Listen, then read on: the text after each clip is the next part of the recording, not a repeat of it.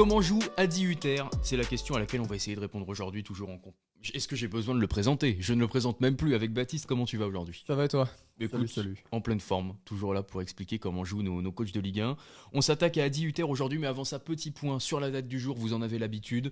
On revient sur un événement footballistique, un événement marquant, un événement drôle, qui a pu se passer à la date de sortie de cette vidéo. Baptiste, nous sommes le 27 janvier. Qu'est-ce qui s'est passé sur la planète foot un 27 janvier? Bien qu'il me semble que ce n'est pas vraiment le 27. Non, pas vraiment le 27. Le 26 janvier, j'ai trouvé quelque chose de plus important. Et oui, dans cette période où on parle beaucoup de l'UEFA et de la FIFA, eh bien, c'est pas compliqué. Le 26 janvier 2007, c'était Michel Platini qui était élu face à Lennart Johnson à la tête de l'UEFA. Il y est resté quelques années avant de tomber, évidemment, pour corruption, comme tous les dirigeants, hein, Tout à fait. me direz-vous. J'ai envie de dire, effectivement. Mais on aurait quand même aimé, moi, enfin en tout cas, j'aurais aimé voir Monsieur Platini, moi, à la tête de la 3F. Ouais, ça aurait été J'aurais aimé. peut-être quelque chose de très sympa. Ça aurait été beau.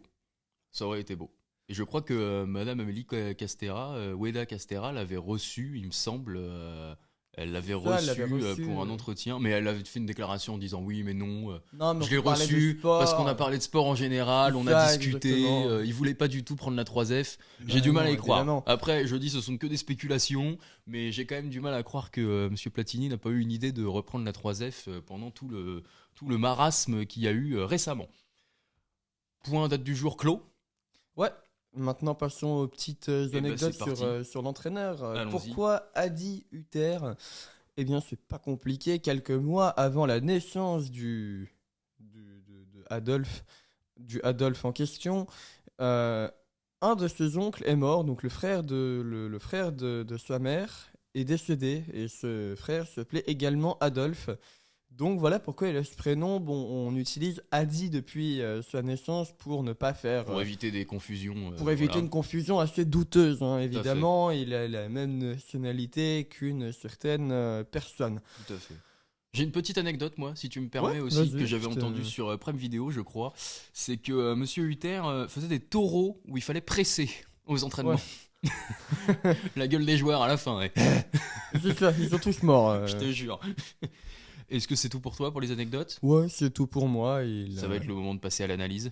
C'est parti. Comment joue Adi Hutter après avoir passé un petit bout de temps à dire qui était le bonhomme? Passons au plan de jeu, toujours un 3-4-2-1 assez classique. On pourrait croire que c'est des ailiers, mais pas du tout, puisque là, on a respectivement Balogun et Balogun Golovin ou Balogun Minamino, puisque les deux là sont très interchangeables avec Wissam Ben Yedder.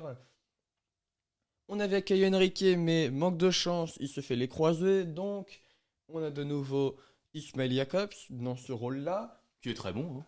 Franchement, j'aime beaucoup. Hein. Ismail Jacobs, c'est pas mauvais du tout. Ouais, c'est vraiment un très très bon joueur, C'est un surtout super en début joueur. de saison. Autant l'année Ouais. dernière, il était un peu perdu dans une défense à 4, mais comme Ah là, à d'habitude, 3, c'est parfait pour lui. À droite, on a 3 joueurs, hein, puisque 2 se sont blessés. Les blessures à Monaco, je pense que ça va être C'est un l'hécatombe. sujet très très récurrent. Il n'y a pas un seul poste où je ne trouve pas de joueurs blessés. Donc à droite, on avait d'abord Vanderson, mais blessure. Il y a eu ensuite Crépin Diatta, blessure. Il y a quelques temps, hein, il y a vraiment pas longtemps, quand on tourne évidemment la vidéo. Et maintenant, on va avoir très certainement Stéphane Singo. Et d'ailleurs, à gauche, il y a eu un recrutement pour combler la perte d'Ismail Jacobs, qui sera lui à la CAN. Bon, le système, il est pas fixe. Je vais présenter Philippe Keun, Songutu Magassa, puisque Mohamed Salissou, lui aussi, est blessé, qui devait de base aller dans ce système-là. Denis Zakaria, Youssouf Fofana, Mohamed Kamara, les 3 alternent. Denis Zakaria qui était en défense centrale avant, qui a un retour de blessure. Guillermo Maripane qui est présent ici. Et ici, on a un autre gars qui est Singo, qui était là de base. Maintenant, on va peut-être avoir un retour de Denis Zakaria en défense centrale pour que Mohamed Kamara et Youssouf Fofana puissent s'exprimer de manière assez libre et être titulaire, puisque le plus important dans le foot, c'est de commencer les matchs, pas de les finir. Il y en a qui sont des spécialistes de terminer les matchs, mais il y en a beaucoup, c'est de commencer les matchs et d'être titulaire pour avoir de la confiance. Ce système, évidemment, il reste pas fixe. Sinon, j'irai. Voilà, fin de vidéo, terminado. Les fameux systèmes adaptatifs, toujours. C'est ça, mais dans un match, j'utilise une quinzaine, une vingtaine de systèmes Bien par sûr, match, hein. bien sûr. Évidemment, vous les met pas tous. Bah ouais, Parce que, nous on en a juste pris 2 en gros de référence, on a pris la phase offensive, la phase défensive, et puis on a essayé de construire autour de ça. Sur tous les matchs qu'on a regardés, on a fait une sorte en fait de bilan de quelles étaient les compositions les plus utilisées par l'équipe Ouais, à c'est chaque ça, fois. parce que si on te met un 4-3-3, alors qu'il y a quasiment genre 1 ou 2 minutes où le 4-3-3 est utilisé, ce sert à rien. Je vais pas te mentir, on n'est pas là pour faire un descriptif, un listing de tous les systèmes de jeu. On va partir ouais, sur phase défensive, où, on reste globalement dans ces structures-là. On a les deux milieux qui redescendent un petit peu plus, hein, évidemment, avec un premier pressing effectué par les trois offensifs, où tu as les latéraux qui redescendent beaucoup, enfin les joueurs de couloir, si on peut parler de pistons, même si je déteste ce mot. C'est horrible, c'est C'est une vraiment appellation horrible, qui ne veut rien dire. Ça fait vraiment élément Minecraft. C'est clair. Bon, par contre, côté offensif, c'est bien plus haut. C'est très très haut. On a l'impression là d'avoir un sapin de Noël, même si les joueurs de couloir sont très très offensifs. C'est très On a similaire au Racing Club de Lens, hein. très très similaires, hein. D'ailleurs, les Pistons sont vus énormément marqués Mm. en ce début d'année. Je me souviens, on avait eu une action où il y avait le piston droit qui était Crépin Diatta qui centre à Reims, notamment déviation d'un défenseur, et là Ismail Jacobs qui est vraiment deuxième poteau juste à reprendre et à conclure l'action. Donc ouais, on est vraiment là-dessus. On a des milieux qui montent beaucoup. On a des défenseurs. Hop, le défenseur il est là-bas.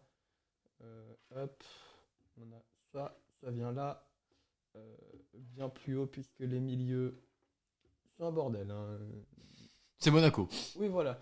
Hop, je me souviens, hop, hop, on a des joueurs de côté qui sont là. On a un électron libre qui est un peu un déstabilisateur de défense. On a Guillermo Maripane. L'ordre des aimants est totalement au hasard, hein.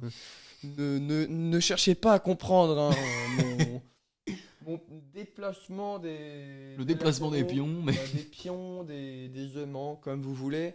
Mais on a ce système-là où il y a vraiment une structure assez rectangulaire qu'on peut voir, deux milieux, deux défenseurs, deux attaquants, un électron libre, Golovin ou Minamino, où très clairement ils sont très très bons, où il y a eu également sur un match Magnès Akliouche qui était comme ça, qui allait à gauche, qui allait à droite, qui permutait tout le temps. Le rôle de l'électron libre qui oblige du coup à avoir deux défenseurs qui aimantent tes deux attaquants, et ce qui te laisse évidemment de la place sur ton électron libre pour aller librement à gauche, à droite, bref, être réellement dans le coup.